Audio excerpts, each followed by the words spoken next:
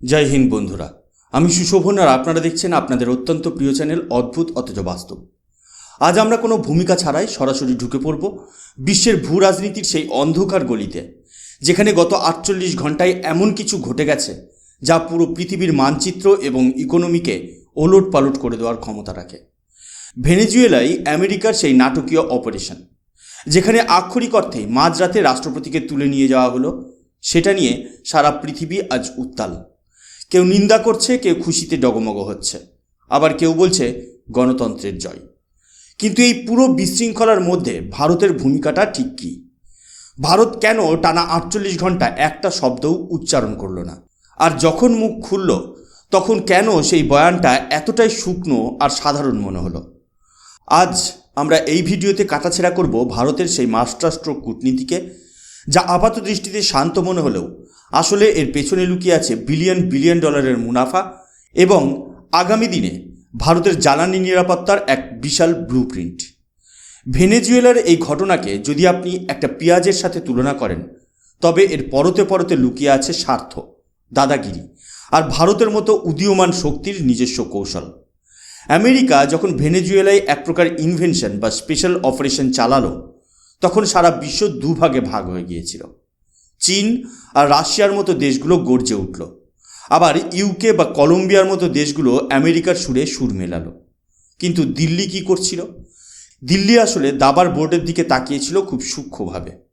ভারতের যে বয়ানটা এলো সেটাকে আপনি বলতে পারেন একটা ব্যালেন্সড রেসপন্স।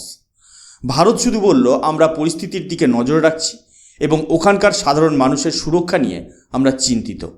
এর বেশি কিচ্ছু নয়, না নিন্দা না সমর্থন। এটাকে অনেকেই ফ্ল্যাট বা দুর্বল রেসপন্স বলতে পারেন, কিন্তু আসলে এটাই হলো স্ট্র্যাটেজিক অটোনমির চরম নিদর্শন। ভারত কেন চুপ ছিল? কারণটা খুব পরিষ্কার। রাশিয়ার ইউক্রেন ইনভেনশনের সময় ভারত কি রাশিয়ার বিরুদ্ধে কথা বলেছিল? না। ইসরায়েল যখন গাজায় ঢুকল, ভারত কি খোলাখুলি নিন্দা করেছিল? না। তাহলে আজ যখন আমেরিকা ভেনেজুয়েলায় হাত সাফাই করছে, তখন ভারত কেন অকারণে আমেরিকার সাথে তর্কে জড়াবে? যখন কোনো কাজ আপনার ধরাছোঁয়ার বাইরে থাকে এবং যেখানে আপনার কোনো সরাসরি ইনফ্লুয়েন্স নেই, সেখানে চুপ থাকাই বুদ্ধিমানের কাজ। মনে রাখবেন, চীন ভেনেজুয়েলায় $100 বিলিয়ন বেশি ইনভেস্টমেন্ট করেও তাদের বাঁচাতে পারল না। রাশিয়া অস্ত্র দিয়েও কিছু করতে পারল না। সেখানে ভারত কেন অকারণে পুরন্ত কাঠের সাথে খেলা করবে?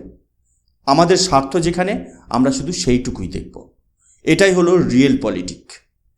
ডোনাল্ড ট্রাম্প যদি এখন ওখানে কোনো পুতুল সরকার বসায় বা সরাসরি শাসন করে, ভারত শুধু দেখবে তার সেই পুরনো বিনিয়োগগুলো ফেরত পাওয়ার রাস্তা কতটা পরিষ্কার হলো।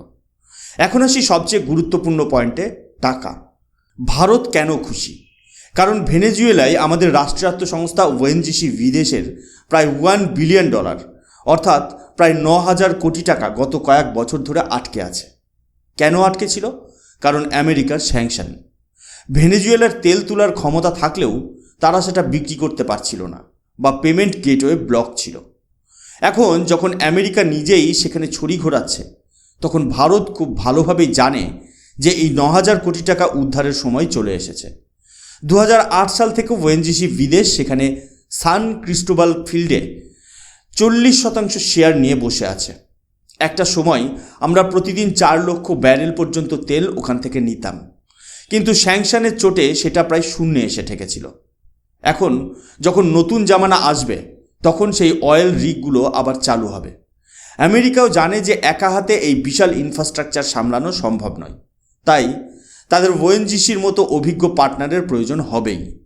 শুধু ওএনজিসি নয়, এখানে বড় খেলোয়াড় হলেন মুকেশ আম্বানি এবং তার কোম্পানি রিলায়েন্স ইন্ডাস্ট্রিজ। ভেনেজুয়েলার তেল হলো হেভি সোর ক্রুড। এটা খুব ঘন এবং এতে সালফারের পরিমাণ অনেক বেশি থাকে। সাধারণ রিফাইনারিতে এই তেল পরিশোধন করা সম্ভব নয়। সারা পৃথিবীতে হাতে গোনা কয়েকটা জায়গা আছে যেখানে এই তেল রিফাইন করা যায়। তার মধ্যে 1 নম্বরে আছে আমেরিকার টেক্সাস, আর 2 নম্বরে আছে গুজরাটের জামনগর। রিলায়েন্সের কাছে যে প্রযুক্তি আছে, তাতে তারা এই সস্তা তেলকে খুব সহজেই প্রিমিয়াম কোয়ালিটির পেট্রোল ডিজেলে পরিণত করতে পারে। এই তেলের দাম আন্তর্জাতিক বাজারের চেয়ে $5 থেকে $10 কম, কারণ এর রিফাইনিং কস্ট বেশি। কিন্তু ভারতের কাছে সেই অ্যাডভান্টেজ আছে। মজার ব্যাপার দেখুন, ট্রাম্পের আত্মীয়রা কিছুদিন আগেই জামনগরে এসে ঘুরে গেছেন। এগুলো কি শুধুই কাকতালীয়, নাকি পর্দার আড়ালে এক বিশাল ডিল হয়ে বসে আছে? আমেরিকা তেল তুলবে আর ভারতের রিফাইনারিগুলো সেই তেল পরিষ্কার করে সারা বিশ্বে সাপ্লাই চেন বজায় রাখবে। এতে ভারতের এনার্জি সিকিউরিটি যেমন মজবুত হবে, তেমনি অর্থনীতিও চাঙ্গা হবে। এবার চলুন একটু চীনের দিকে নজর দিই। চীনের জন্য এই অপারেশনটা হলো একটা বিশাল ইকোনমিক ডিজাস্টার। চীন গত কয়েক বছরে ভেনেজুয়েলায় প্রায় $105 বিলিয়নেরও বেশি টাকা ঢেলেছে তাদের বেল্ট অ্যান্ড রোড ইনিশিয়েটিভের আওতায়। তারা ভেবেছিল ভেনেজুয়েলার তেল দিয়ে তারা তাদের ইকোনমিকে ফিউল করবে। কিন্তু আমেরিকার এই 2 ঘন্টার অপারেশনে চীনের সেই $105 বিলিয়ন আক্ষরিক অর্থেই জলে চলে গেল। কারণ নতুন যে সরকার আসবে তারা চীনের এই লোন শোধ করবে কিনা তার কোনো গ্যারান্টি নেই। আমেরিকা আসলে চীনের এনার্জি সাপ্লাই লাইন কাটতে শুরু করেছে। প্রথমে ভেনেজুয়েলা, এরপর হয়তো ইরান। আমেরিকার টার্গেট খুব পরিষ্কার, চীনকে চারপাশ থেকে চোখ করে দেওয়া। জেডি ভ্যান্স, যিনি এখন আমেরিকার ভাইস প্রেসিডেন্ট, তিনি পরিষ্কার বলেছেন যে আমেরিকার আসল শত্রু রাশিয়া নয়, আসল শত্রু হলো চীন। আর ভারত এই লড়াইয়ে কার পাশে থাকবে সেটা ভারত খুব হিসেব করে ঠিক করছে। আমরা রাশিয়ার সাথেও আছি, আবার আমেরিকার সাথে ডিল করেও আমাদের স্বার্থ সিদ্ধি করছি। এটাকে যদি আপনি সুবিধাবাদ বলেন, তবে আমি বলবো এটাই হলো ন্যাশনালিস্ট ডিপ্লোমেসি, যেখানে আগে আমার দেশের মানুষের পকেট এবং পেট দেখা হবে, তারপর বাকি সব। ভেনেজুয়েলার এই পরিস্থিতি থেকে ভারতের অভ্যন্তরীণ রাজনীতির জন্য একটা বড় শিক্ষা আছে। যারা মনে করেন যে বিদেশিদের সাহায্য নিয়ে দেশে শাসন পরিবর্তন বা রেজিম চেঞ্জ করবেন, তারা ভেনেজুয়েলার বিরোধী নেত্রীর কথা ভাবুন, যিনি নোবেল শান্তি পুরস্কার পাওয়ার স্বপ্নে বিভোর ছিলেন এবং সারাক্ষণ আমেরিকার দালালি করে গেছেন। শেষ পর্যন্ত আমেরিকা তাকে কিন্তু ক্ষমতায় বসালো না। আমেরিকা বাইরে থেকে অন্য একজনকে ইম্পোর্ট করে এনে বসিয়ে দিল, ঠিক যেমন বাংলাদেশে হয়েছিল।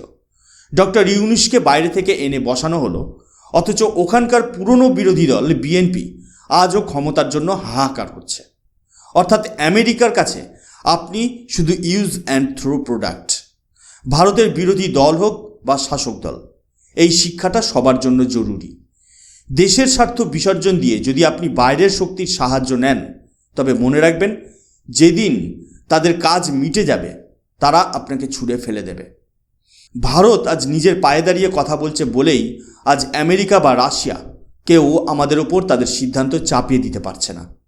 আমি আজকে ভারতের যে কূটনীতি নিয়ে আলোচনা করছি তার মূল কথা হলো, এই মাল্টিপোলার ওয়ার্ল্ডে কেউ কারোর চিরস্থায়ী বন্ধু নয়।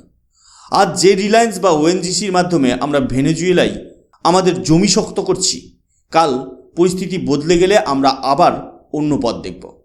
কিন্তু আপাতত ভেনেজুয়েলা থেকে ভারতের জন্য $1 বিলিয়ন তেলের রাস্তা পরিষ্কার হয়ে গেছে। আমেরিকা যতই বলুক তারা গণতন্ত্র প্রতিষ্ঠা করতে গেছে, আমরা জানি আসল লড়াইটা তেলের এবং চীনের আধিপত্য খর্ব করার। ভারতের জামনগর রিফাইনারি আজ বিশ্বের কাছে এক অপরিহার্য সম্পদে পরিণত হয়েছে। চীন যেখানে $100 বিলিয়ন হারিয়ে কাঁদছে, ভারত সেখানে বিনা যুদ্ধে নিজের পাওনা 9,000 কোটি টাকা এবং সস্তা তেলের গ্যারেন্টি আদায় করে নিচ্ছে। এটাই হলো নরেন্দ্র মোদীর আমলের ভারতের নতুন বিদেশ নীতি। পুরো বিষয়টির যদি সামারি করি, তবে দেখা যাবে যে ভেনেজুয়েলায় আমেরিকার অপারেশন আসলে একটি বড় দাবা খেলার অংশ। এই খেলায় চীন হেরেছে, রাশিয়া কোণঠাসা হয়েছে, কিন্তু ভারত তার কৌশলী নীরবতার মাধ্যমে নিজের জন্য লাভের গুড় গুছিয়ে নিয়েছে। আমরা আমাদের তেল আমদানির উৎসগুলোকে ডাইভার্সিফাই করছি। আমাদের কোম্পানিগুলো বিদেশের মাটিতে নিজেদের হক বুঝে নিচ্ছে। আর সবচেয়ে বড় কথা, ভারত প্রমাণ করে দিয়েছে যে আমরা কারো পকেটে নেই। আমরা রাশিয়ার বন্ধু হতে পারি, কিন্তু আমেরিকার সাথে ব্যবসা করতে আমাদের কোনো দ্বিধা নেই। ভারতের এই জাতীয়তাবাদী অবস্থান আজ বিশ্বমঞ্চে আমাদের এক আলাদা উচ্চতায় নিয়ে গেছে। ভবিষ্যতে ইরান বা অন্যান্য তেল সমৃদ্ধ দেশগুলোতেও কি একই রকম অপারেশন আমরা দেখতে পাব? আমেরিকার ট্রান্সপোর্ট এয়ারক্রাফটগুলো যেভাবে ইউকে বা গ্রিসের উপর দিয়ে যাতায়াত করছে, তাতে যুদ্ধের দামামা কিন্তু বাজছে। কিন্তু ভারত তৈরি, আমাদের রিফাইনারি তৈরি, আমাদের ডিপ্লোম্যাটরা তৈরি। অদ্ভুত শোনালেও এটাই বাস্তব যে অন্য দেশে অশান্তিতেও ভারত নিজের স্বার্থ কীভাবে রক্ষা করতে হয় তা শিখে গেছে। এই ভিডিওর বিশ্লেষণ যদি আপনাদের ভালো লেগে থাকে তবে অবশ্যই লাইক করুন এবং কমেন্টে জানান আপনার কি মনে হয়। ভারত কি আমেরিকার এই ভেনেজুয়েলার নীতিকে সমর্থন করে ঠিক করেছে, নাকি আমাদের রাশিয়ার পক্ষে দাঁড়ানো উচিত ছিল?